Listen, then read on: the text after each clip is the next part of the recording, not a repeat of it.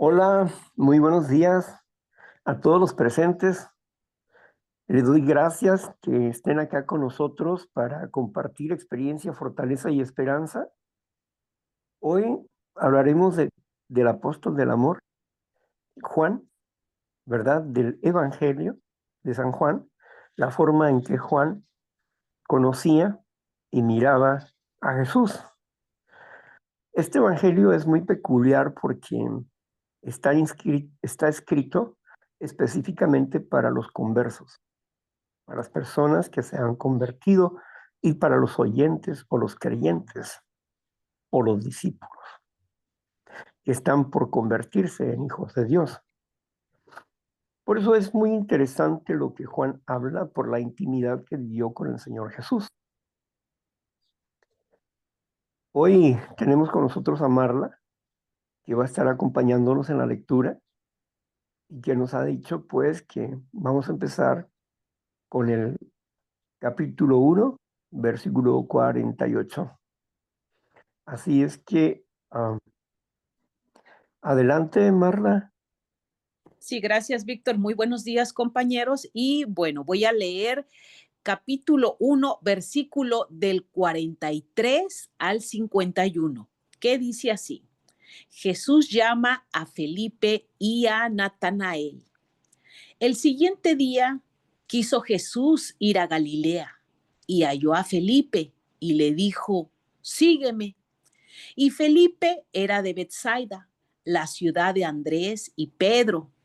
Felipe halló a Natanael y le dijo: hemos hallado a aquel de quien escribió Moisés en la ley, así como los profetas, a Jesús, el hijo de José de Nazaret.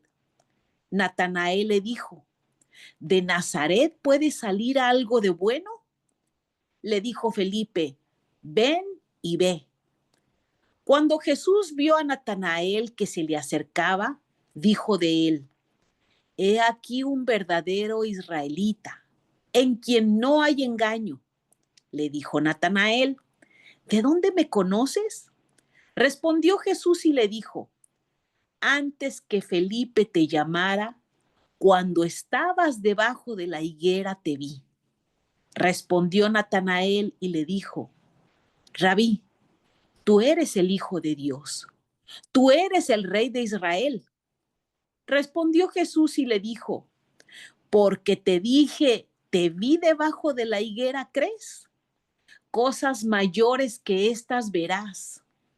Y le dijo: de cierto os digo, de aquí en adelante veréis el cielo abierto y a los ángeles de Dios que suben y descienden sobre el Hijo del Hombre.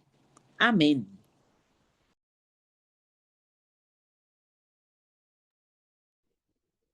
Bueno, creo que habíamos reflexionado en esa parte, ¿verdad? Sí. Cuando Felipe encuentra a Natanael en la higuera.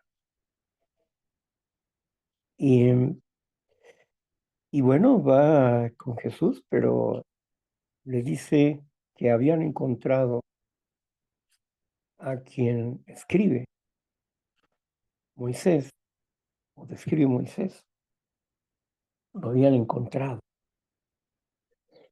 Y bueno, y este encuentro tuvo, dijo pues que hemos encontrado en, en Belén a, al Cristo, pero él dijo, ¿de Belén saldrá algo bueno? Y naturalmente que cuando llegan a Jesús, le dice, este es un verdadero israelita, en el cual no hay sombra de cambio. Y él se queda asombrado. ¿De dónde me conoces, Rabí? ¿De dónde me conoces? Es la primera pregunta que hace. Cuando cuando estaba Felipe contigo en la higuera te vi. Entonces él dice, tú eres el Mesías, tú eres el Rey de Israel. Esa revelación, sin duda, fue del Padre. Y Jesús lo entendía. Porque nadie puede decir o podía decir que Jesucristo era el Cristo o el Rey de Israel sin la inspiración del Padre. Así que aquí, en este encuentro, Natanael se expresa de una forma poco común ante un hombre, porque reconocer al Mesías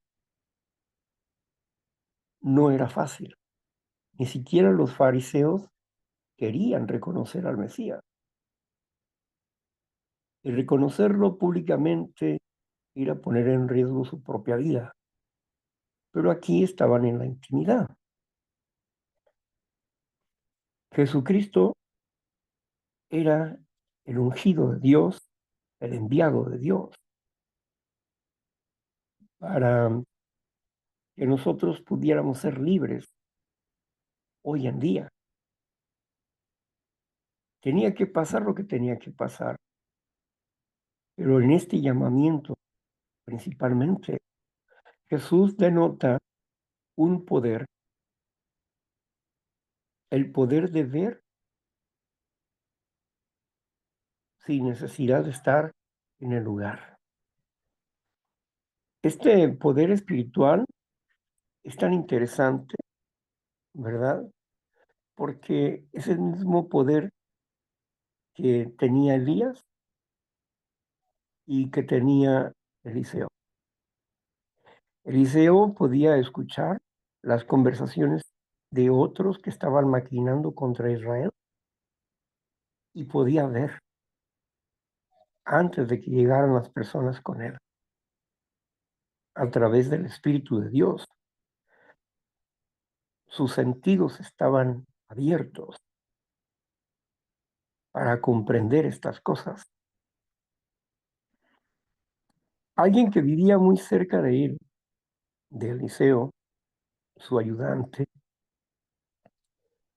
se perdió. Se perdió cuando llegó Naamán.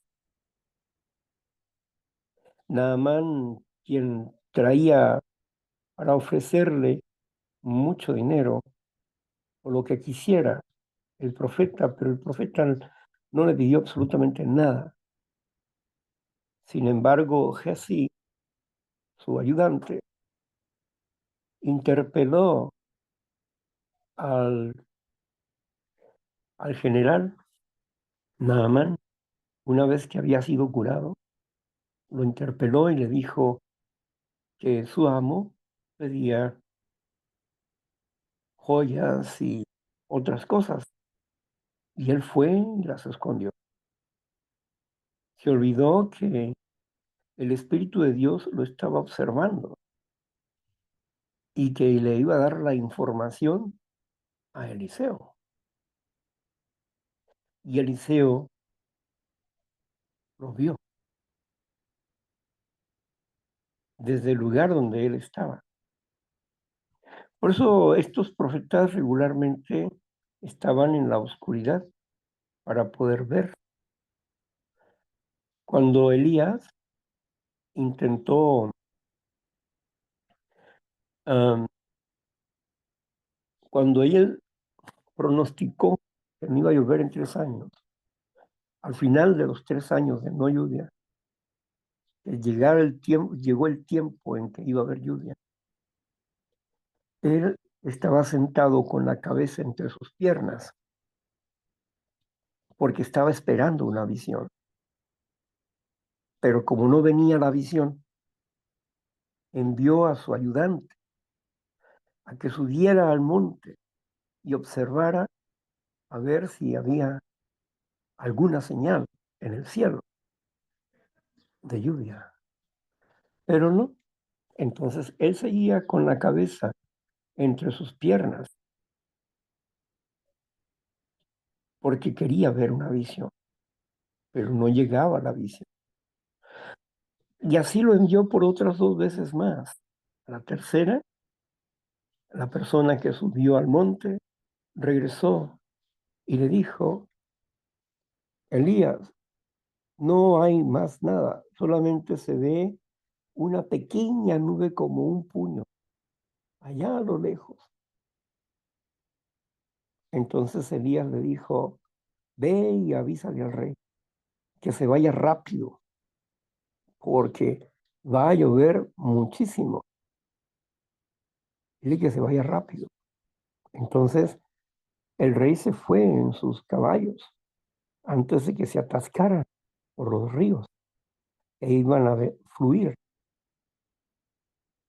Y Elías corrió y llegó antes que el rey al lugar.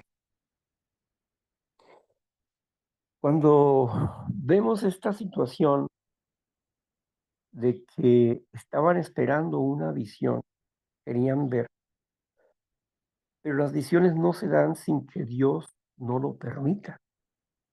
Dios inspira y Dios da este, am, este don de ver a través de la distancia para que,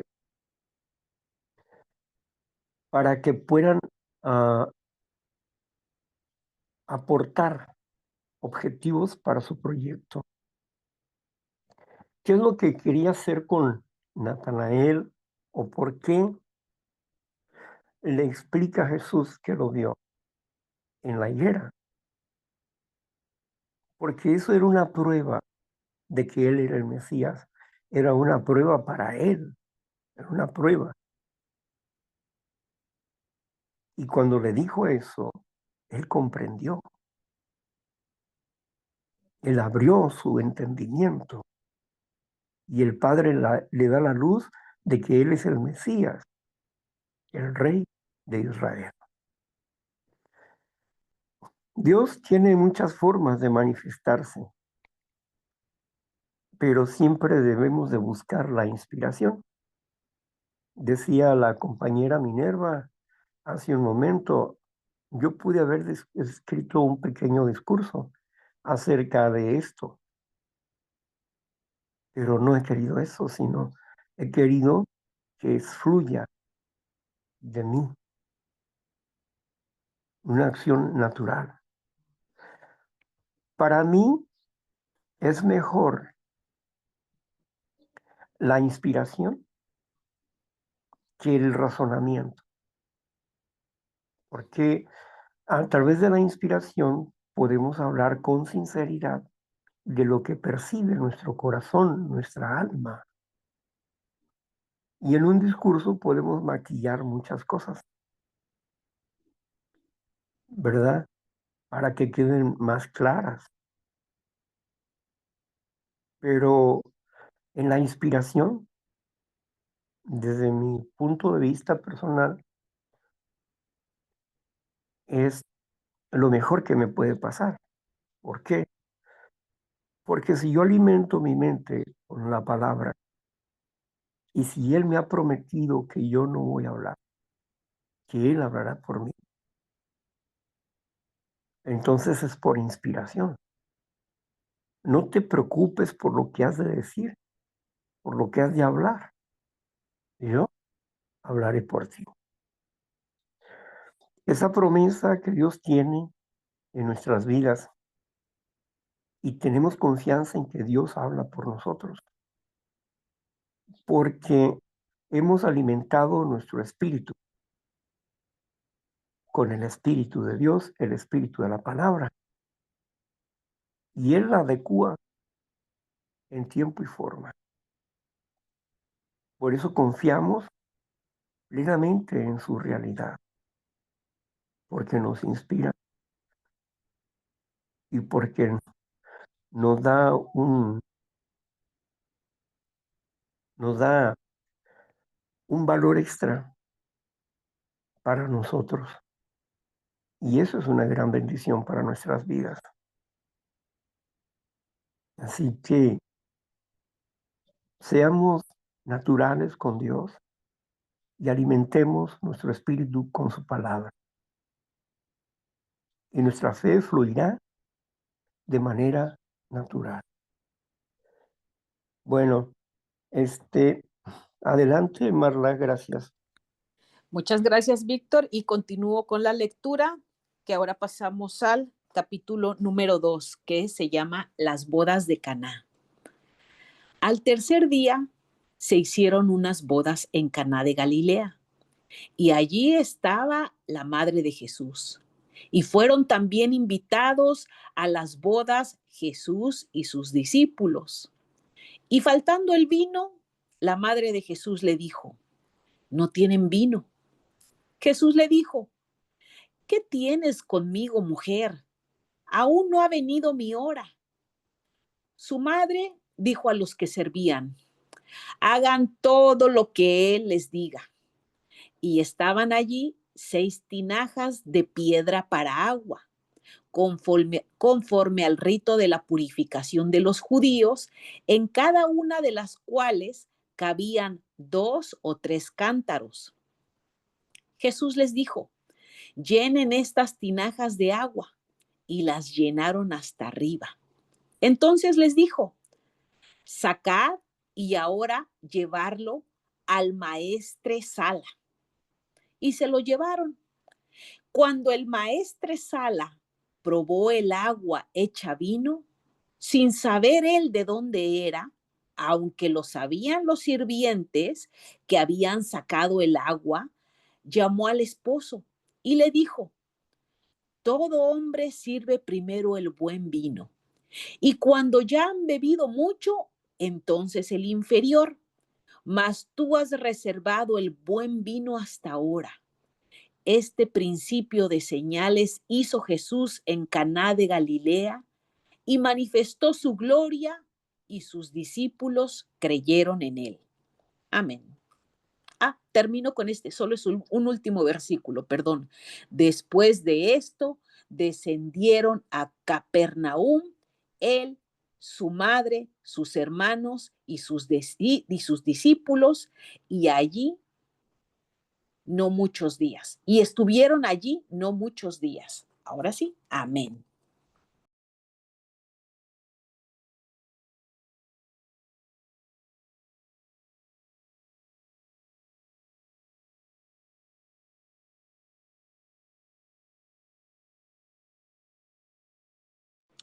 Víctor, su micrófono está cerrado.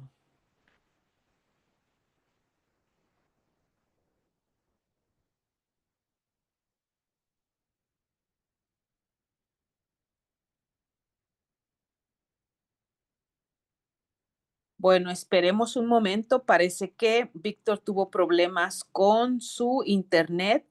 Por favor, Brice, no te vayas a salir porque el Zoom te agarró como anfitrión, y si te sales, pues nos sacas a todos de la reunión.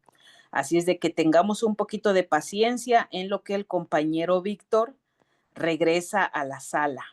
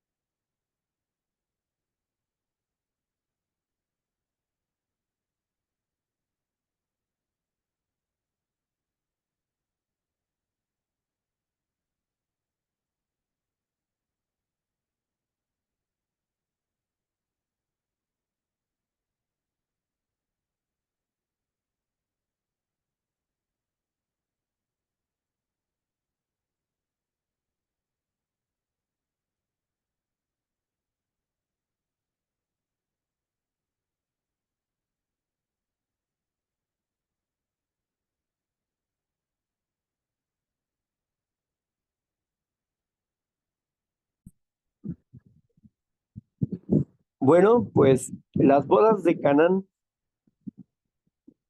Aquí es importante notar que tanto María como Jesús estaban bajo el proyecto del Padre Eterno. Cuando llega María y le dice que se ha acabado el vino, y a los ayudantes les dice, pues hagan lo que él dice, no le está dando una orden, le está dando una sugerencia. Si él dice se hace, se hace. Si él dice no se hace, no se hace. Es su decisión. Pero Jesús dice, ¿qué tienes conmigo, mujer? Aún no ha llegado mi hora. O sea, ¿qué pasa? ¿No? Jesús tampoco entendía ese momento, pero María había sido enviada por el Padre a hablar con Jesús y a darle esa sugerencia. Y Jesús medita y decide, pongan agua sobre esos cántaros o en esos cántaros, y la gente lo llena de agua. Posteriormente, agarra una muestra y le dicen, lleve esto al maestresala, al que está pendiente de la calidad del vino y de los alimentos. Entonces van con él y le dan la copa. Y para él era un vino espléndido. Así que regresa al novio y le dice, oye, ¿qué pasó? El vino de mejor calidad se da primero, pero tú has dado primero el vino de más baja calidad y ahora les das un vino de mejor calidad. Regularmente se hace al revés.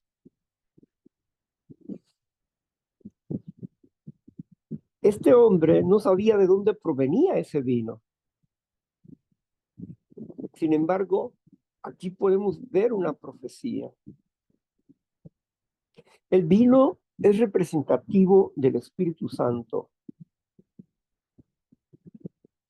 Y aquí en la boda de Canaán está representado dos pactos, el antiguo pacto y el nuevo pacto.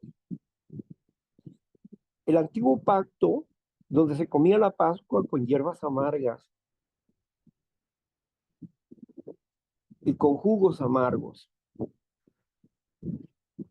que señalaba la salida de Egipto, de la esclavitud del pueblo de Israel. Pero ahora aquí Jesús estaba actuando para convertir el agua en vino y era de mejor calidad. ¿Por qué? Porque hablaba del cambio de pacto. Un pacto que no llevaba las garantías del nuevo pacto, del pacto de la gracia. El pacto de la gracia es mayor y de mejor calidad que el pacto de la ley. Porque el pacto de la ley en Abraham es el pacto de la circuncisión y de la letra. El pacto de la gracia es un pacto de la fe. Un pacto que Abraham recibió antes que el pacto de la ley. Primero fue el pacto de la fe, porque Abraham creyó a Dios y fue llamado amigo de Dios. Ese es el pacto de la gracia. Y en él lleva implícito el sacrificio del Mesías y la liberación del pecado. la liberación de la sentencia de muerte que estaba sobre los pecadores. En estas bodas de Canaán podemos notar cómo es la diferencia y por qué confunden a las personas cuando descendió en el libro de los Hechos, capítulo 2, cuando descendió el Espíritu Santo, la gente dijo y se burlaba: estos están llenos de mosto. En otras palabras, estos están llenos de vino, están borrachos. El apóstol Pedro se levantó para explicar el fenómeno y dijo: no, señores, estos no están borrachos, porque apenas son las 10 de la mañana. Aunque la justificación de Pedro, pues hoy en día podemos ver que a las 10 de la mañana hay gente que anda borracha, ¿no? Pero en este caso no. ¿Por qué? Porque era una fiesta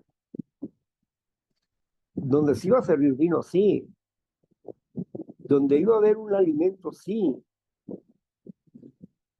pero aún no se daban esos alimentos. Así que Dios es un Dios de orden. ¿Por qué confundían las personas que estos estaban ebrios? Porque tenían una manera de expresión libre y una exultación, es decir, un gozo, una satisfacción, algo que el vino produce en las personas, una euforia, porque cambia su estado anímico, cambia su forma espiritual de la persona. Y en este caso no era embriaguez, era el Espíritu de Dios.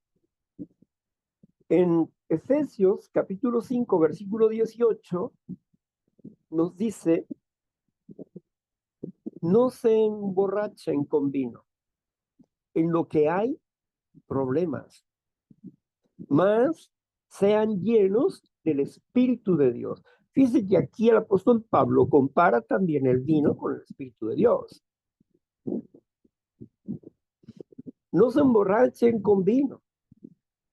No está diciendo no tomen, está diciendo no se emborrachen con vino, mas antes sean llenos del Espíritu de Dios. Es lo que dice el apóstol Pablo. Por eso el Espíritu de Dios en nuestras vidas nos da un gozo como si estuviéramos borrachos, pero no estamos borrachos porque estamos cuerdos. Estamos en nuestro sano juicio. Y esa es la diferencia. Ya que el borracho habla incoherencias, no razonan adecuadamente. Así que estas bodas marcan un inicio interesante y profético que está lleno de significado. El Padre es quien da la orden y Jesucristo es quien obedece. María no dio una orden, la envió el Padre con Jesús y le sugirió. No le dijo: convierte el agua en vino. No dijo eso. Simplemente dijo: se ha acabado el vino y ustedes hagan lo que ellas dicen. No le escuchó a Jesús cuando le dice: ¿qué tienes conmigo? Aún no ha llegado mi hora. Bueno, eso es lo que expresó Jesús, porque también no tenía noticias,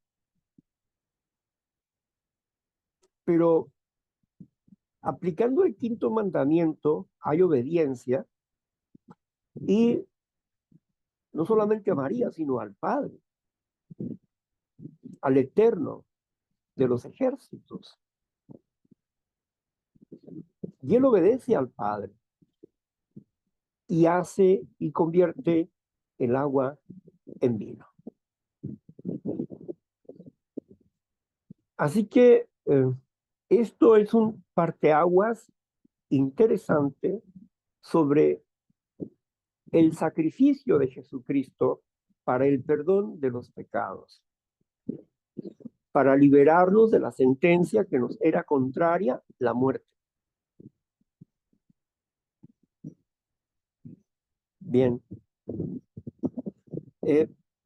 así nosotros podemos darnos cuenta que cuando Jesús le dijo, espérenme en Jerusalén y recibirán poder cuando haya venido sobre ustedes el Espíritu de Dios.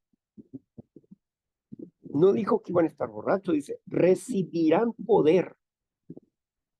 Poder cuando haya venido sobre ustedes el Espíritu de Dios. Y se asentaron sobre sus cabezas como lenguas de fuego, a 120 reunidos en el aposento alto. Y las personas empezaron a hablar nuevas lenguas, porque había un propósito, pero no estaban borrachos. El propósito de transmitir las buenas noticias que Pedro estaba encargado de hacer. Jesús le había dicho, tú serás pescadores de hombres. Y aquí empezó su primera gran pesca.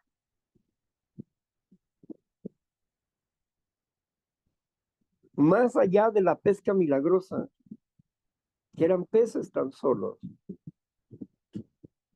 Aquí había 3,000 personas preparadas para llegar a ser hijos de Dios a través del bautismo.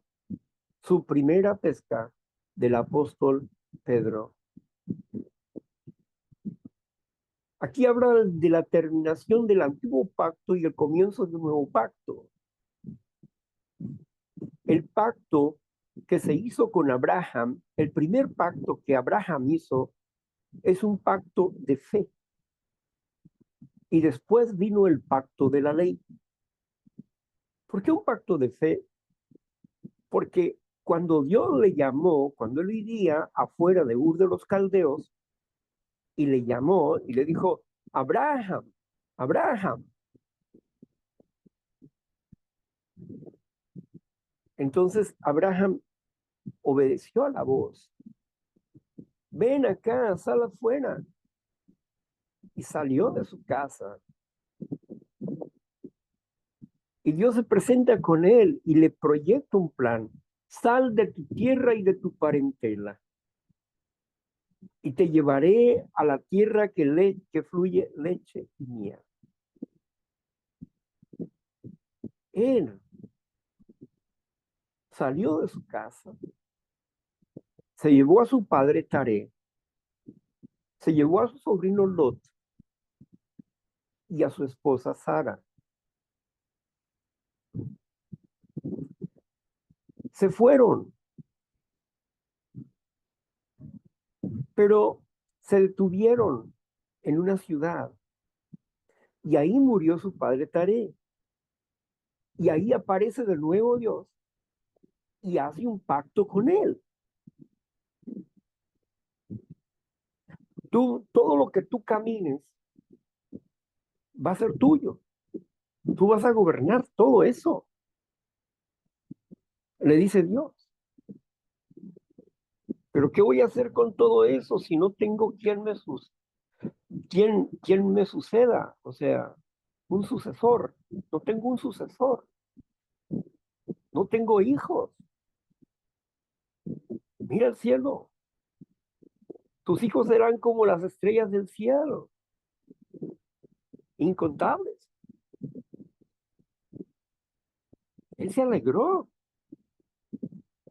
Obedeció la voz divina. Él nunca dijo, no, no voy a ir, no quiero ir. No, además no sé si tú eres Dios o no eres Dios. No. Abraham obedeció a la voz de Dios y ese es el pacto de fe con Abraham. Dice Santiago, y Abraham creyó a Dios y le fue contado por justicia. Le fue contado por justicia y Abraham fue llamado amigo de Dios. Porque le dijo Dios, ya tu nombre no será Abraham, sino Abraham, con H. Abraham, padre de muchas naciones. Así que primero fue el pacto de la gracia, pero aquí en Boda de Canaán estaban hablando de un vino malo, porque el pacto era imperfecto, el pacto de la ley era imperfecto. ¿Por qué era imperfecto? Porque el hombre no podía practicar los mandamientos de Dios sin el Espíritu de Dios. Y el Espíritu de Dios aún no había llegado. Aún no había llegado. En los profetas, el Espíritu de Dios los apoyaban a los profetas, pero no estaban dentro de ellos. No estaban dentro de ellos. Desde afuera les apoyaba el Espíritu.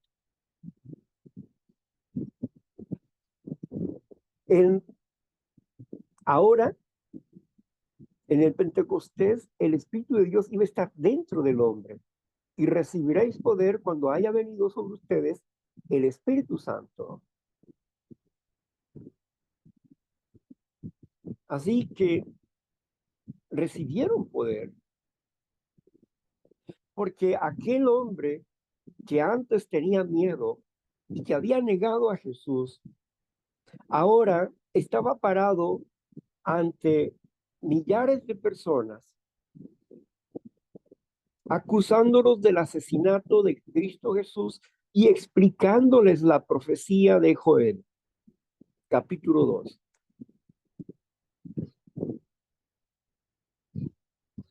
Entonces, cuando aquellos hombres entendieron que habían apoyado la muerte de Jesucristo, dijeron, está bien, lo hemos hecho, ¿y ahora qué haremos? Es cuando Pedro dice, arrepiéntanse, arrepiéntanse y sean bautizados para su perdón de los pecados y para que reciban el Espíritu de Dios. Y aquellos se arrepintieron y fueron bautizados y recibieron el Espíritu de Dios. La primera cosecha. Esta parte, aquí, esta parte, representa lo que Jesucristo hizo de convertir el agua en vino. Muchos habían estado bajo el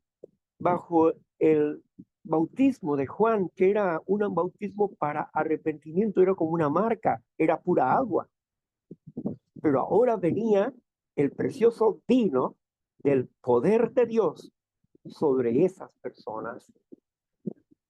Porque detrás de mí viene, dijo Juan, alguien de quien yo no soy digno de desatar la correa de su calzado. Y hablaba del Cordero de Dios que quita el pecado del mundo. Y aquí en esta boda está la representación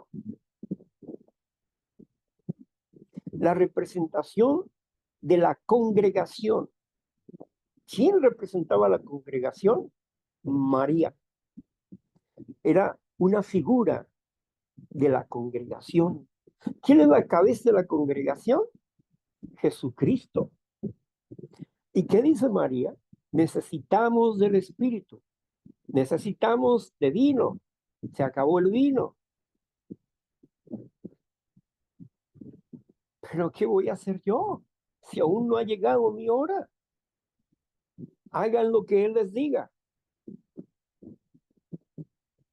Es la iglesia suplicando a Cristo Jesús. Y Cristo Jesús escucha al Padre, porque la cabeza de Cristo es el Padre. Y escucha al Padre y convierte el agua en vino. Entonces, el antiguo pacto, el pacto de la ley, el pacto de la letra, era engrandecido por el pacto de la gracia. Lo que fue abolido fueron los sacrificios y otras reglas menores, pero jamás los mandamientos, ni las profecías. Mateo 5:17 dice el Señor Jesucristo: yo no he venido a abolir, a exterminar ni a los profetas ni al mandamiento. Yo no vengo a abolir, sino a engrandecer el mandamiento. Esto es lo que representa la boda de Canaán, el nuevo pacto de la gracia, el pacto del Espíritu de Dios. Y eso se cumplió, esa profecía de Canaán se cumplió en el Pentecostés con la venida del Señor Jesucristo. Se empezó a trabajar bajo el pacto de la fe, el pacto de la gracia. Bien, pues vamos a dejarlo hasta aquí para continuar con la parte subsiguiente. Gracias, Marla, por tu lectura. Gracias a ustedes.